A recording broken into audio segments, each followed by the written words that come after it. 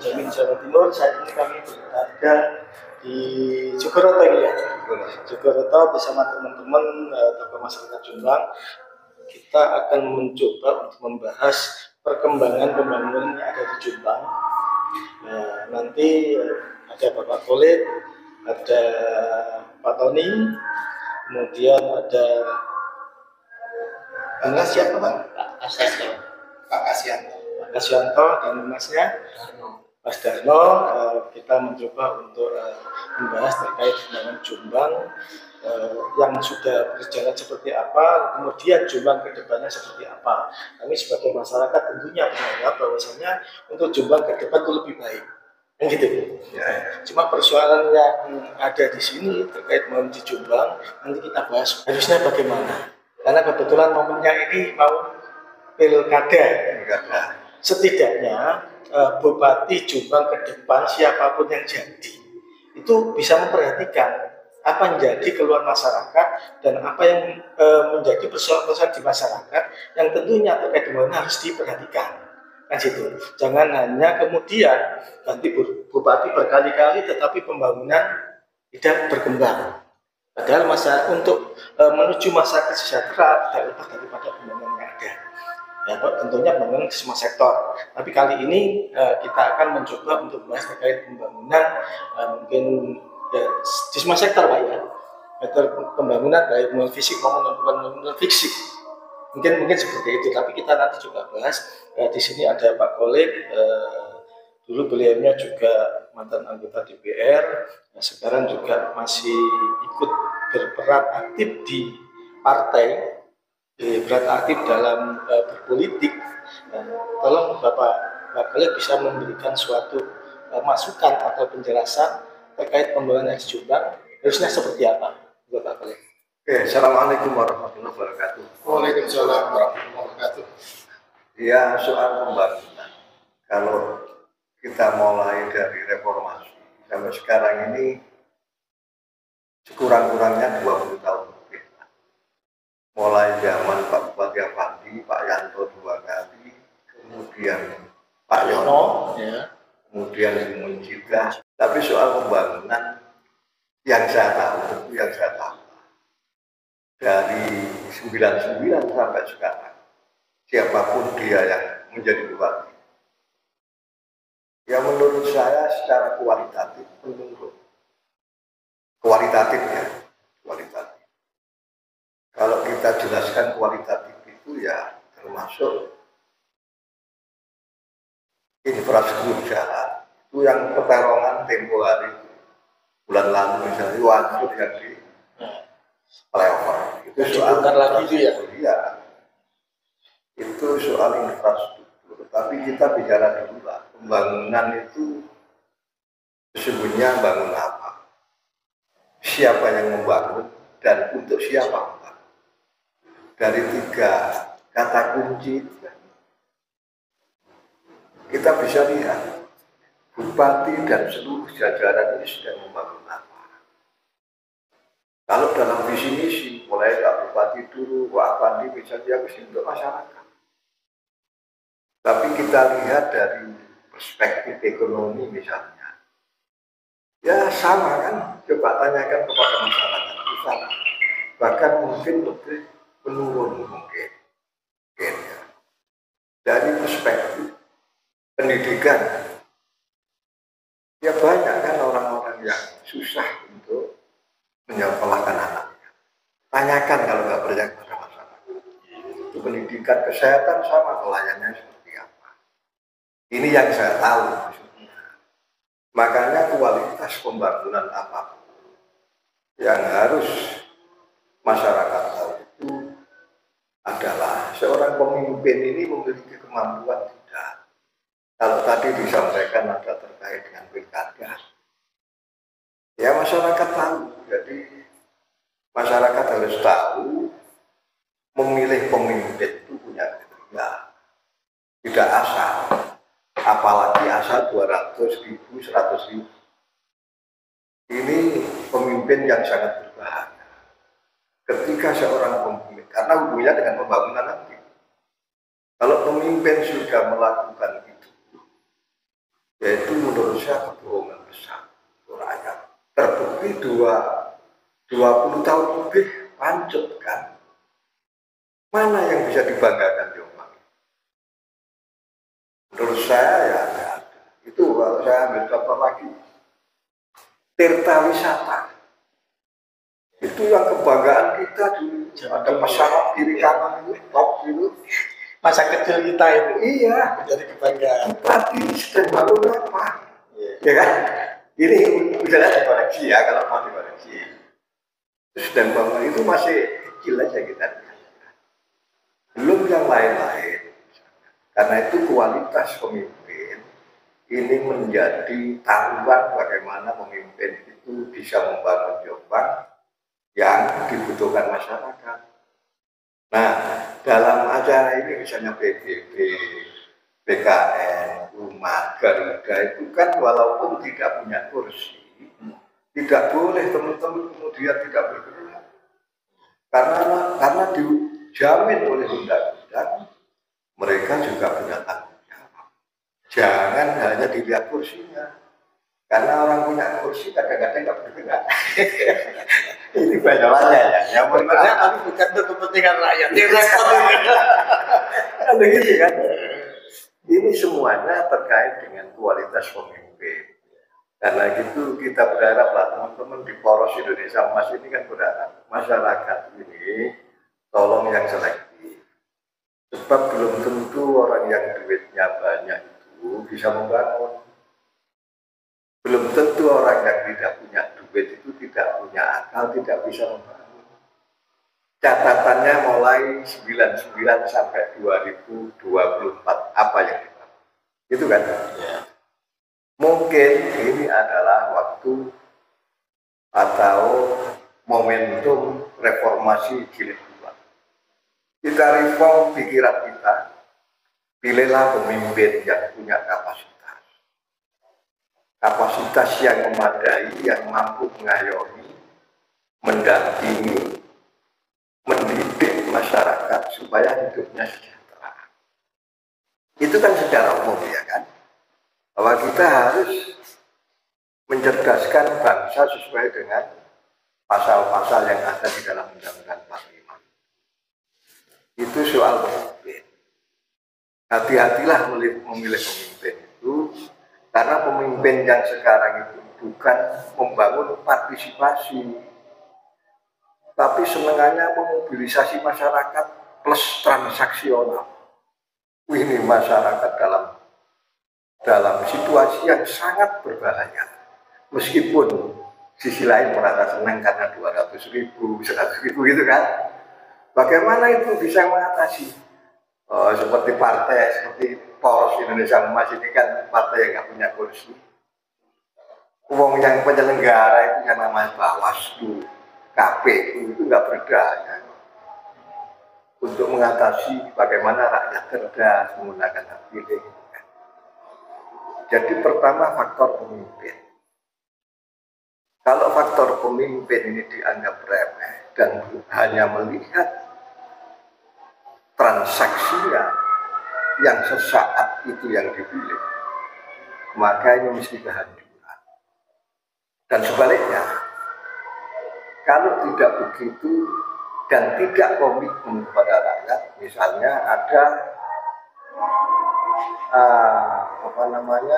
kesepakatan kontrak politik dengan rakyat, ya akhirnya muncul juga. Tapi untuk itu Pak, untuk persoalan ini kan sudah menjadi sebenarnya bukan budaya, tapi pemahaman politik dan pendidikan politik kita kepada masyarakat yang selama ini membelenggu masyarakat disuguhkan pada politik, money politik. Tidak ada orang tidak memilih. Ini kan jadi persoalan. Bagaimana langkah-langkah untuk merubah itu? Rasa sulit gitu ya.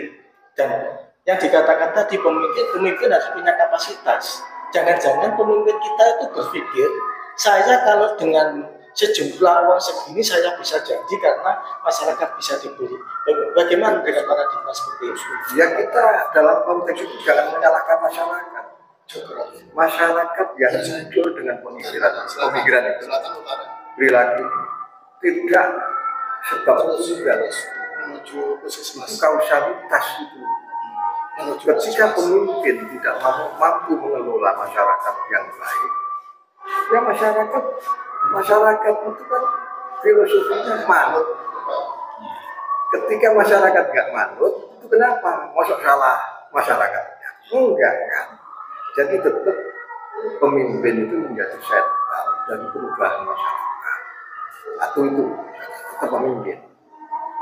Yang kedua, partai-partai politik itu kan kalau kita kembali kepada undang-undang, itu kan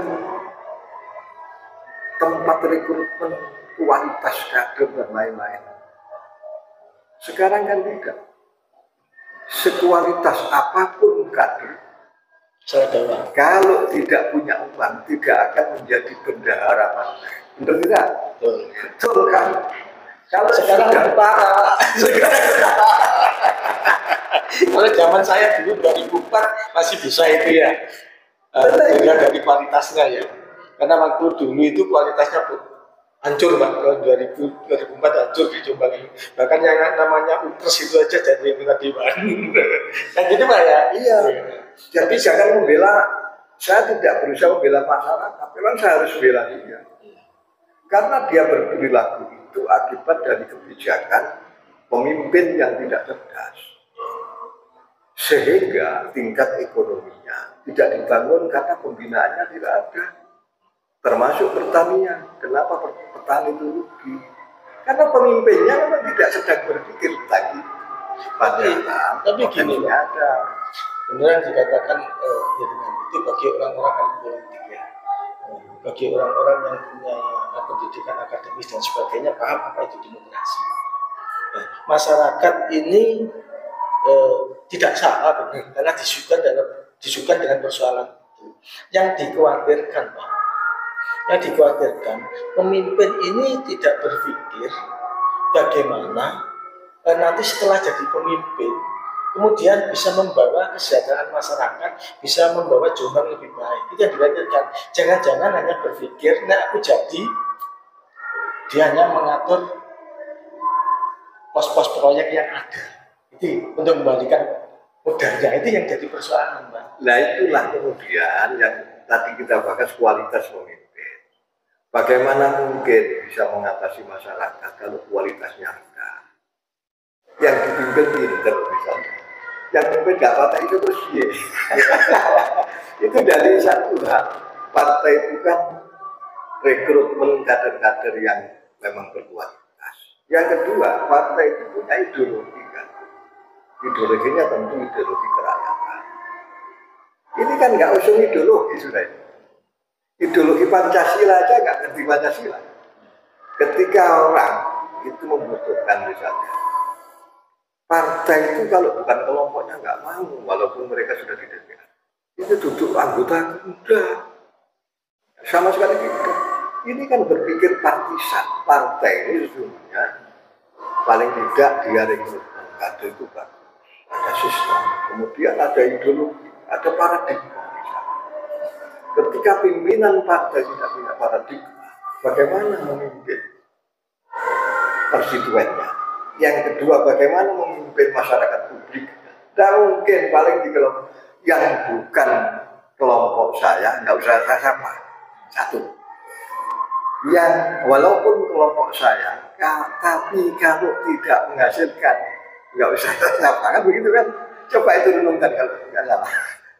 Salah nggak kira-kira? Ya bener lah omongnya tanya begitu. Saya ini bukan tidak kenal tokoh-tokoh politik di Jawa Barat, tahu saya. Pinter-pinter, tahunya pinter-pinter. Terus itu yang terpentingan solusi. Solusi dengan situasi keadaan seperti ini, solusinya seperti apa? Biar paradigma yang tadi itu biar ada suatu perbaikan, oleh seorang pemimpin. Nah di sini pemimpin kan bukan hanya bupati, ya? Betul. Anggota DPR tidak termasuk pemimpin karena wakil rakyat. Nah, untuk memberikan solusi supaya mereka itu benar-benar bekerja untuk rakyat. Mereka berpikir supaya pembangunan ini benar-benar terwujud sesuai dengan kehendak rakyat, kepentingan rakyat. Bagaimana solusinya? Ya gini, saya mohon nanti Pos Jamin itu dan Poros ini ngundang DPR baru. Coba kita solusinya adalah tentu solusi kita sesuai dengan sistem perundang-undangan. Kalau rakyat ini misalnya nggak puas ya di DPR, hanya mungkin di DPR tetap saja begitu misalnya ya kan. Kalau solusi itu tidak bisa, misalnya berat, ya, kita berharap masyarakat kelompok-kelompok kecil itu sadar bahwa nasib kita itu tidak hanya 1 sampai 3 bulan, tapi nasib kita itu selama kita hidup. Sadarlah kita semua, berhimpunlah kita semua untuk membangun kesepakatan dan kesepahaman untuk mengatasi kita. Kenapa? Kita itu klise jawabannya yang banyak. Ya, saya perhatikan. Ya, nanti saya tidak lanjuti. Ya, nggak lanjut-lanjut. Saya bukan nggak ngerti lanjut Pak, saya dari reformasi sampai sekarang. Siapapun bupati saya tahu, walaupun tidak banyak. Gitu ya. Mana kelemahan-kelemahan itu saya tahu. Meskipun teman-teman yang di Poros Indonesia Emas ini tidak punya kursi, saya jamin teman-teman itu punya dasar-dasar pemikiran rakyat. Cuman sekarang ini ditakdirkan punya kursi. Nah solusinya gimana? Ya itu kelompok-kelompok kecil masyarakat kita berharap sadar. Di desa-desa itu sadarlah, 5 orang, 10 orang, berhimpunlah kembali membangun kembali kesepakatan, keguyuban kita, lalu dirumuskan untuk diusulkan ke DPR. Kalau itu terpaksa tidak bisa, kita bisa mengambil cara hak sipil kita. Apa itu hak sipil kita? Kita lakukan kekuatan rakyat yang cukup untuk bisa meningkatkan mereka semata-mata untuk mengambil solusi yang terjelek. Ketika DPR memang jawabannya klise, nanti saya perhatikan, nanti saya tidak, ya nggak lanjut-lanjut. Gitu kan, sering kan. Kadang-kadang masyarakat digodoi, apa perlu saya tunjukkan itu? Terus gini, ini kebetulan Pak Tony juga orang politik ya kan, ikut dalam politik praktis kan gitu ya. Ini yang menjadi persoalan lagi, masyarakat terkait dengan pemilihan anggota DPR itu hanya dilibatkan pada saat dia memilih, Pak. Ya kan? Tetapi ketika yang dipilih jadi atau calon anggota DPR jadi itu tidak mempengaruhi lagi masyarakat, padahal di situ ada anggaran untuk aspirasi, serap aspirasi. Bahkan tokoh-tokoh masyarakat yang ada di bawah itu sering tidak dilibatkan, bahkan tidak pernah tahu apakah anggota DPR yang sudah duduk ini pernah melakukan serap aspirasi di dapilnya. Ini banyak nggak tahu. Yang selama ini yang terjadi itu terkadang serap aspirasi itu hanya formalitas yang diundang anggota PAC, kemudian ranting, datang jak makan, dikasih sangu. Dia tidak sadar ini rakyat loh. Serap aspirasi sebenarnya tujuannya kan untuk menyerap aspirasi rakyat. Apa yang diusulkan oleh rakyat yang nantinya usulan itu bisa diimplementasikan dalam satu program yang program itu adalah untuk kepentingan rakyat. Kalau menurut jenengan seperti apa terkait dengan persoalan ini? Masyarakat harus bagaimana? Menarik memang apa yang menjadi sampai bahwa memang pentingnya keberlanjutan, pentingnya pendidikan politik itu untuk terlibat secara aktif dalam mengawal program-program kerja dari wakil mereka. Sayangnya ruang-ruang itu hari ini sangat terbatas sekali. Sayangnya panggung-panggung itu hari ini sangat terbatas sekali. Karena benar tadi yang disampaikan bahwa ketika anggota DPR, ketika mereka membutuhkan suara, mereka datang kepada masyarakat. Mereka seolah-olah mengayomi masyarakat. Mereka seolah-olah mengaspirasi semua kebutuhan masyarakat. Pada saat momen-momen tertentu ketika mereka membutuhkan masyarakat. Kemudian ketika mereka sudah terpilih menjadi wakil dari masyarakat, mereka lupa bahwa ada aspirasi yang harusnya dibawa oleh mereka, kemudian menjadi produk hukum, menjadi dikembalikan kepada masyarakat, sehingga masyarakat ini menjadi penikmat dari kebijakan hukum itu. Kalau kita berbicara pada konteks undang-undang, masyarakat ini adalah penikmat kebijakan undang-undang seharusnya. Harusnya. Namun hari ini partisipasi itu kurang ada yang mengontrol. Bahkan beberapa lembaga yang memiliki kewenangan untuk melakukan fungsi itu tidak berjalan dengan maksimal, sehingga muncullah gerakan-gerakan dari masyarakat itu yang kemudian seolah-olah dalam tanda kutip itu mewakili peran-peran instansi terkait, melakukan fungsi kontrol untuk melakukan pelaporan baik itu dumas dan segala macam. Tapi seberapa sih mereka didengar kalau seandainya wakil mereka di DPR itu sibuk dengan kepentingan golongannya sendiri, sibuk dengan kepentingannya mereka sendiri.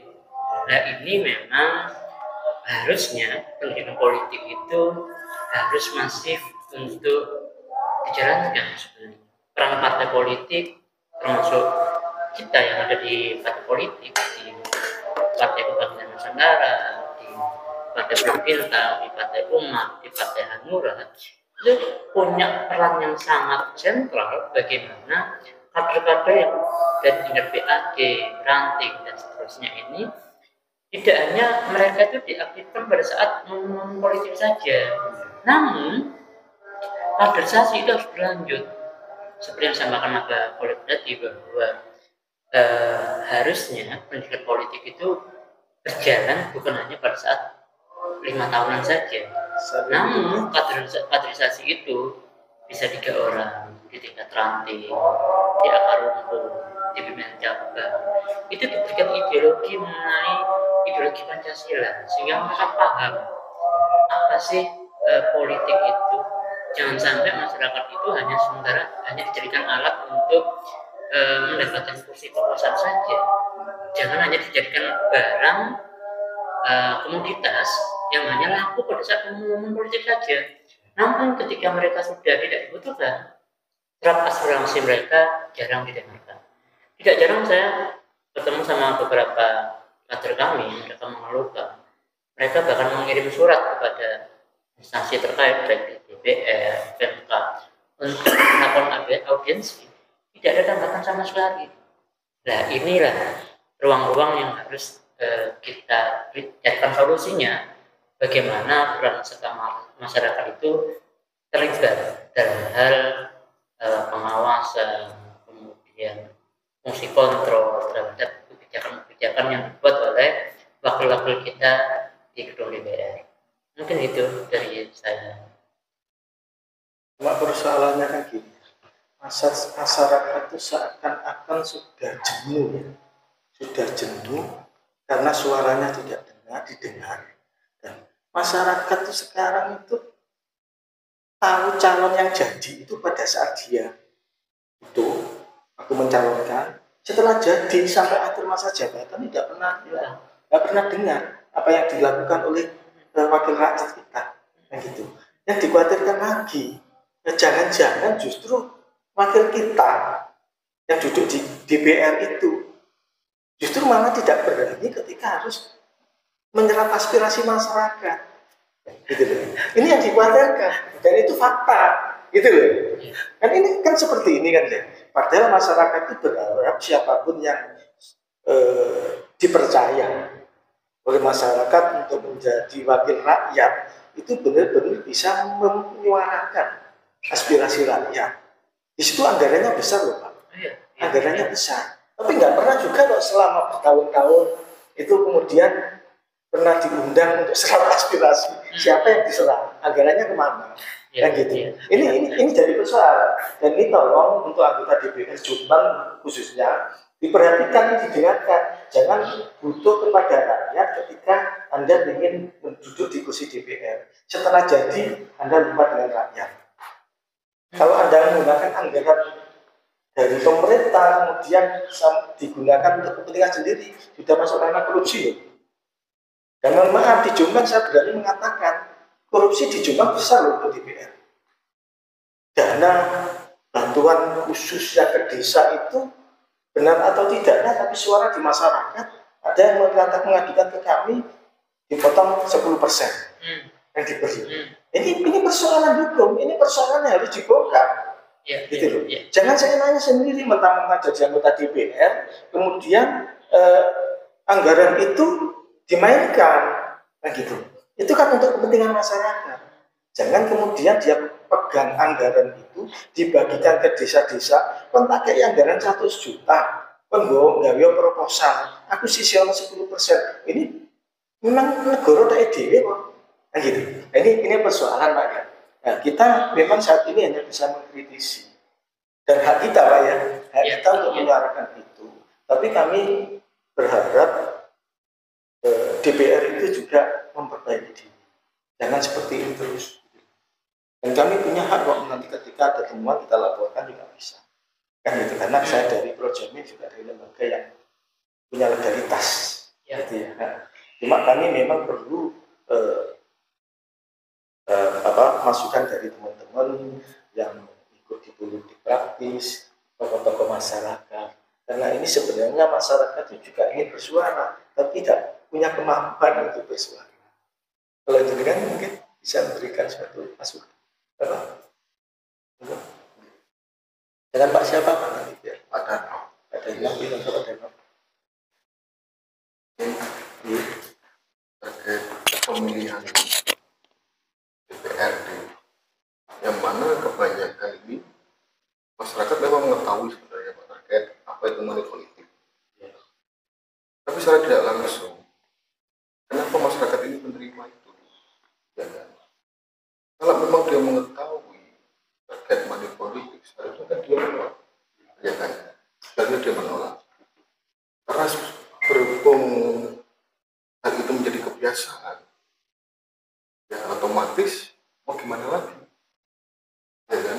Padahal ketika itu pun terjadi, masyarakat juga mempunyai hak sendiri terkait kepemimpinan yang dipilih nanti depan seperti apa. Jadi harapan saya ketika nanti ke depan ada pemilihan baru lagi, tidak perlu lah pakai money politik karena masyarakat sudah sadar kok seperti apa ke depannya. Karena ini sangat merugikan banget lah. Ketika nanti ke depannya tidak terjalankan visi misi ke depannya DPRD ini, dan toh yang dirugikan masyarakat juga. Ya kan? Jadi sayang banget ketika nanti aspirasi masyarakat ini tidak didengar, ya mau gimana lagi, ini ulah dari masyarakat sendiri ya ketika dia menerima money politik. Jadi kesimpulannya calon DPR masyarakat yang lain. Cuma persoalannya dibentuk oleh calon-calon pemimpin, masyarakat ini dibentuk oleh calon-calon pemimpin yang namanya politik. Maka tadi saya katakan masyarakat sebenarnya kalau suruh memilih sebenarnya daripada uang 100.000 sebenarnya lebih memilih calon yang baik sebenarnya. Iya. Tapi persoalannya ini sudah dibentuk, karakter ini sudah dibentuk. Iya, jadi begini. Bahkan ini ada yang bilang, gitu ya, calon itu sebaik malaikat sekalipun tidak akan jadi kalau tidak ada uang. Apa ini? Gitu. Tapi ya mudah-mudahan kita bisa berharap dari kritikan seperti kita ini nanti bisa diperbaikan. Monggo Pak. Ya tapi tetap tergantung kualitas SDM kan.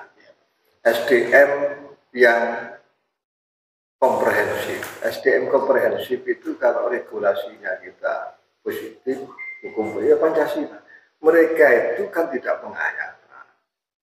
Kita belum ngomong soal apa ketuhanan, terlalu jauh. Apakah mereka bertuhan atau tidak bertuhan kita belum tahu. Kita ngomong soal integritas personal saja terhadap hukum-hukum yang ada, regulasi yang ada. Mereka bukan tidak tahu, itu ada yang dokter juga, ya tahu mereka regulasi politik itu tidak boleh, itu tahu mereka. Tapi saya sekali lagi menekankan, rakyat itu tidak salah. Tidak, rakyat itu filosofinya, karakternya itu manut. Ketika tidak manut, itu problemnya bukan di rakyat. Itu aja ya kan. Rakyat itu manut, dari dulu rakyat itu manut. Kalau rakyat saat ini memilih yang punya duit, itu karena kondisi. Terkondisikan. Bisa terkondisikan. Tapi kita husnudon aja. DPR yang baru ini mudah-mudahan yang baru itu memang suara baru yang nanti bisa kita undang oleh Pos Jamis. Ya. Kemudian yang lama, yang masih praktek itu sekedar sadar. Karena kita di titik jilid 2 reformasi. Yang perlu direform itu kan tidak sekedar infrastruktur, tapi pola pikirnya yang berjuis, kapitalis, liberalis ini berlawanan dengan Pancasila. Kan gitu, kalau kita ngomong demokratisasi yang Pancasilais kan berarti dia harus punya integritas Pancasila, gitu kan macam-macam. Mereka itu bukan tidak ngerti loh ya. Ngerti, nggak mungkin nggak ngerti. Ngerti lah. Sudah siap menjadi anggota DPR, sudah siap menjadi katakan bupati. Kalau sekarang mau pilkada ya, oke Pak. Ini saya juga ingin masukkan dari Bapak ini. Pak siapa Pak? Soko. Soko dari ya. Kami ingin Pak jenengan memberikan masukan untuk Jombang ke depan supaya lebih baik. Nah, tentunya harus mendapatkan calon bupati, calon pemimpin yang baik.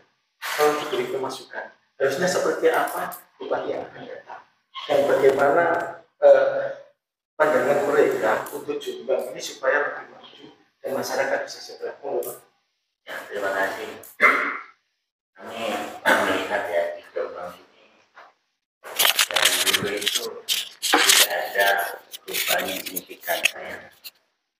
Jadi karena memang dari watak pemimpin kita itu dari dulu itu tidak ada perubahannya itu karena mereka ini hanya fokusnya ingin berkuasa.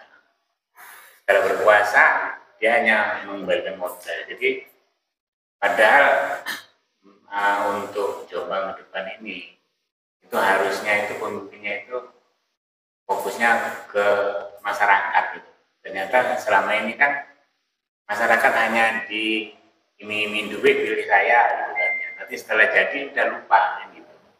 Memang sebetulnya masyarakat itu ya ada yang ngerti ada yang tidak. Kalau yang ngerti mungkin diambil duitnya saja, tapi tetap hati nurani. Kalau ini kalau ada yang dia karena sudah dapat duit, dia karena imbal baliknya ya karena dia kayak jual beli ya, jadi dia akhirnya milih juga kan gitu. Jadi karena itu nggak ngerti ibaratnya. Nah ini bentuk-bentuk seperti ini kan masyarakat ini kan ya tadi kata Pak Wali tadi kan dibentuk dari pemimpinnya seperti itu masyarakat pun ikut gitu. Karena kalau nggak ikut dia pasti ketinggalan. Ya. Tapi yang tinggi masyarakat itu, sampai sing kayak cerita, sampai sing jadi apa tuh? Ini tingkat kejenuhan masyarakat. Gimana menurut ini? Sebetulnya itu seperti itu ya. Sebetulnya memang ada benar ada tidak juga kan memang tergantung dari pemimpin tadi. Memang kebanyakan memang ya kebanyakan seperti itu. Tapi kalau seumpama kita milihnya itu tanpa uang, kemungkinan dia menilai. Ya, jadi beda loh Pak. Seperti kemarin ya bukti sudah ada bupati yang kemarin kan masuk terjerumus ke dalam korupsi karena kan mereka kan waktu menjadi bupati kan membutuhkan biaya besar. Otomatis setelah itu dia akan mencari pengembalian tadi. Ya, ini, tapi masyarakat kan tidak mau tahu seperti itu. Tapi memang karena kompetisi dari calon-calon baik DPRD walaupun kepala daerah itu ya memang kompetisinya tuh meraih rasa rakyat tapi dengan pragmatis dengan uang tadi. Makanya akhirnya ya seperti ini terus. Gitu. Harusnya kalau mau merubah pola pikir dari pemimpin dulu gitu. Pemimpin itu ini katakanlah reses ya, kan itu banyak anggarannya yang sebenarnya jenengan tadi, kan banyak ya. Reses kita itu nggak pernah tahu resesnya bagaimana. Mungkin Indonesia mungkin akal-akalan bisa juga. Mama katakanlah ini umpama ya, ini saya sudah didengar oleh mereka yang berkompeten, contoh dari ya bupati, wakil bupati yang terpilih, atau dengan anggota dewannya juga, karena mereka itu sangat bertanggung jawab sekali terhadap kemakmuran rakyat di Jombang pada khususnya ya. Pemimpin kita ini saat ini banyak yang tidak tidak amanah gitu ya. Iya. Karena yang penting bisa jadi pemimpin tapi lupa dengan tanggung jawabnya. Yang jadi persoalan. Jadi diharapkan oleh teman-teman juga masyarakat yang kita wakili secara langsung, mudah-mudahan pemimpin ke depan, bupati atau DPR, tolonglah dengarkan rakyat sekarang sudah pintar. Rakyat sekarang itu sudah pintar. Kalau selama ini dia bukan karena dia ngerti, males ngiling ngomong si angkat diiling itu males kan gitu ya. Tapi setidaknya harus punya perhatian. Bupati dipilih oleh rakyat dan suruh memimpin rakyat, suruh mendengarkan, suruh tahu sih apa keluhan rakyat. Jombang ini mau diperbagi seperti apa? Jangan ketika betul kemudian dekat dengan rakyat. Ketika jadi lupa dengan rakyat, jangan seperti itu. Rakyat kita sudah pintar. Bahkan banyak yang rakyat kita tuh banyak yang pinterannya lebih DPR, lebih bupati gitu. Jangan dibohongi gitu. Kita itu dia bukan enggak berani kritik atau karena bodoh, tapi kita sudah itu karena sudah berarti memberok kritik tidak dibuang.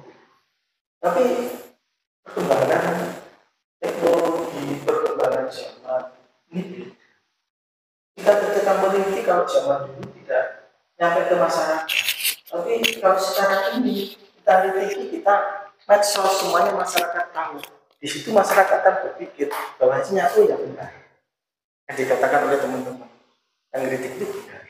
Harusnya bupati juga itu, siapapun bupati ke depan juga kami harapkan tidak hanya ingin meraih jabatan kekuasaan, tetapi ingat dibalik keberhasilan Anda untuk menjadi bupati Jombang, untuk duduk suatu jabatan, itu punya tanggung jawab yang besar.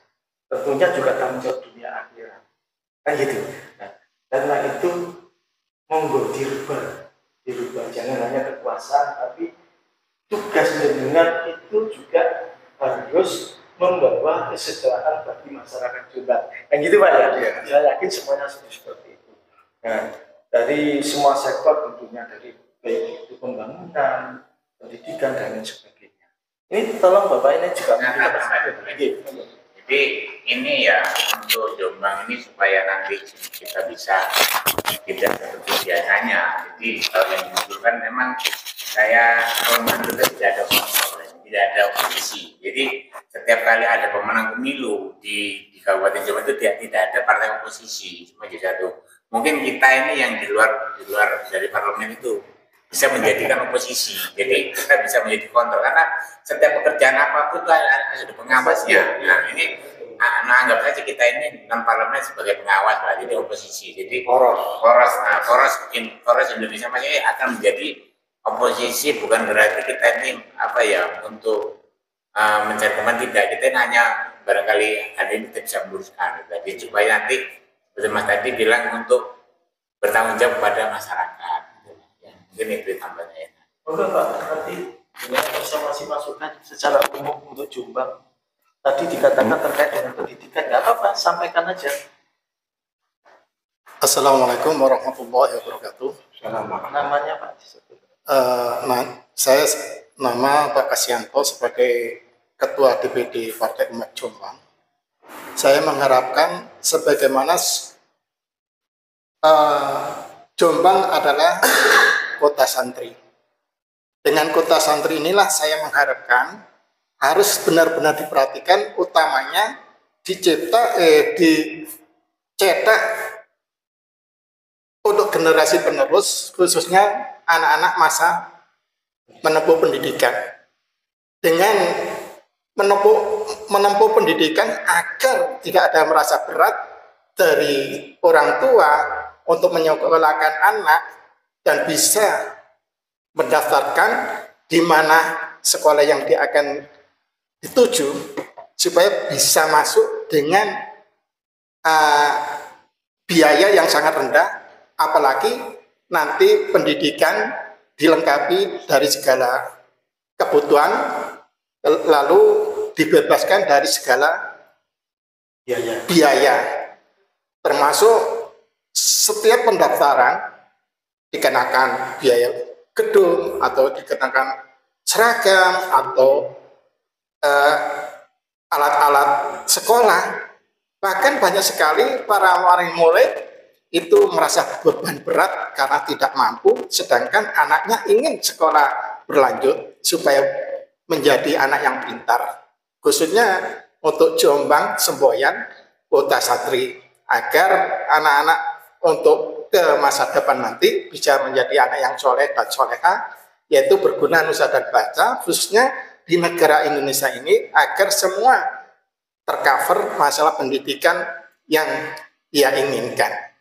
Tujuan saya hanya meminta pada para pemimpin, para DPR untuk memperhatikan, untuk meringankan, khususnya pada wali murid, supaya anaknya bisa tercapai cita-citanya.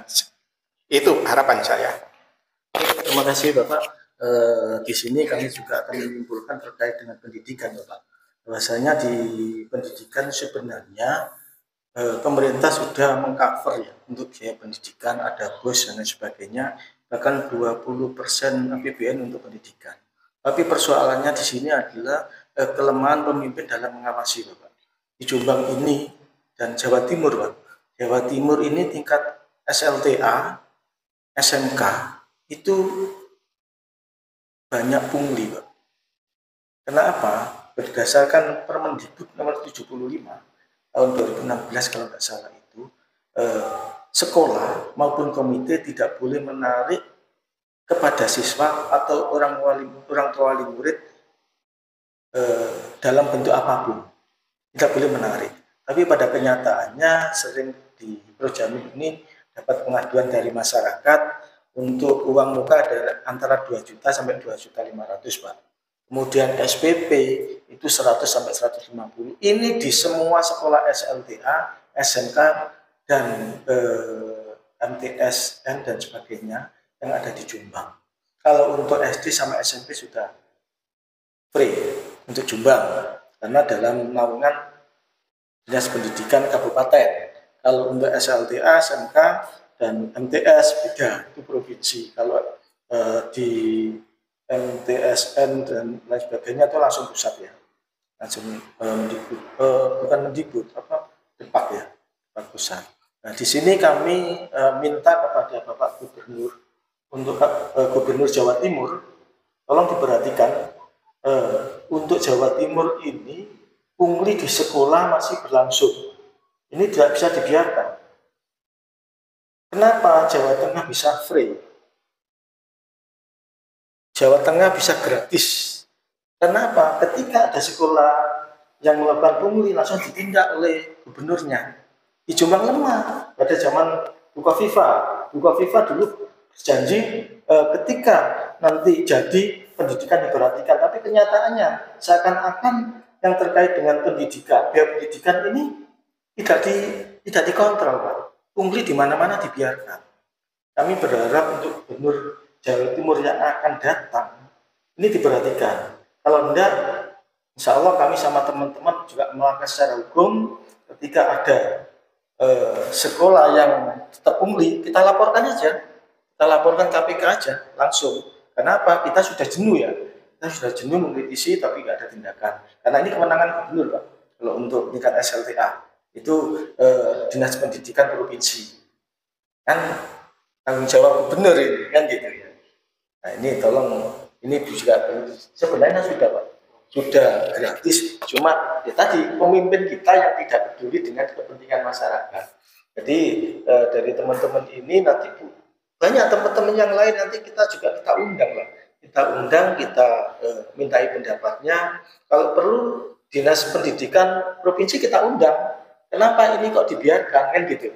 Ya, kebetulan ini gubernur kan belum ya, belum baru akan pemilihan gubernur. Mudah-mudahan gubernur yang akan datang ke Jawa Timur bisa menyentuh gubernur Jawa Timur, Jawa Tengah dulu gratis. Bahkan kemarin Bapak Prabowo dalam pidatonya untuk pendidikan sama kesehatan itu nanti warga Indonesia akan gratis semua kan gitu ya. Sampai kuliah juga gratis. Ya mudah-mudahan wujud. Kita yakin kalau seandainya pemerintah mengcover biaya pendidikan gratis sampai kuliah, Pak, 10 tahun lagi nggak ada anak bodoh, Pak. Kan ya, SDM masyarakat akan terangkat, punya keterampilan, secara otomatis kesejahteraan akan terpenuhi. Kayak gitu, Pak ya.